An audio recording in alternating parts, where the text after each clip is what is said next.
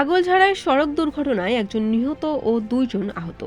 গভীর রাতে বসতঘরে প্রবেশ করে এক নারীকে হত্যা করে দুর্ধর্ষ ডাকাতি। ববিতে দরজা ভেঙে ছাত্রলীগ কর্মীকে ছাড়িয়ে নিল সহকর্মীরা। বরগুনায় অগ্নিকাণ্ডে বসতঘর সহ 12 দোকান পুড়ে ছাই। বরিশালে স্কুল ছাত্র হত্যাকারীদের গ্রেফতার দাবিতে মহাসড়ক অবরোধ। আগলঝাড়ায় 6 কেজি গাঁজাসহ 2 মাদক ব্যবসায়ী গ্রেফতার। বরিশালে বিএনপি কর্মীর ঘরে আগুন দেওয়ার অভিযোগ। নলসিটিতে সাজাপ্রাপ্ত আসামি গ্রেফতার।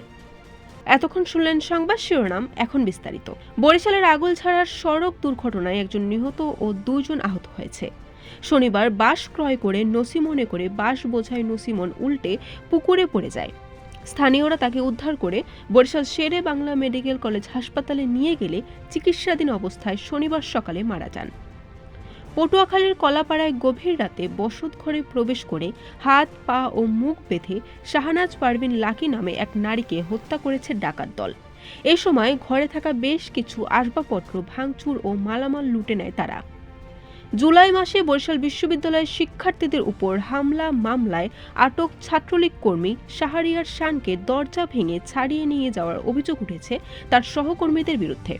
শুক্রবার সাধারণ শিক্ষার্থীরা তাকে সিকিউরিটি রুমে আটকে রাখে। এ সময় শানের সহকর্মীরা এসে তাকে রুমের দরজা ভেঙে ছাড়িয়ে নিয়ে যায়।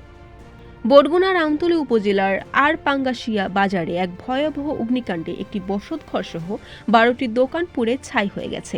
অগ্নিকাণ্ডে নগদ টাকা মালামাল সহ প্রায় কোটি টাকার ক্ষতি হয়েছে। শুক্রবার দিবাগত রাত 11টার সময় এই অগ্নিকাণ্ডের ঘটনা ঘটে। বরিশালের বাবুগঞ্জ উপজেলায় স্কুল ছাত্র রাব্বি হত্যার প্রতিবাদ ও জড়িতদের গ্রেফতারের দাবিতে ঢাকা বরিশাল মহাসড়ক 2 ঘণ্টা ব্যাপী অবরোধ করেছেন এলাকাবাসী। শনিবার সকাল 10টা থেকে দুপুর 12:30 পর্যন্ত মহাসড়কের রহমতপুর ব্রিজ এলাকার অবরোধ হয়।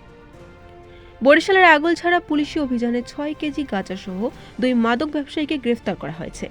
গ্রেফতারকৃত মাদক ব্যবসায়ীদের বিরুদ্ধে পুলিশ বাদী হয়ে মাদকদ্রব্য নিয়ন্ত্রণ আইনে মামলা দায়ের করেছে।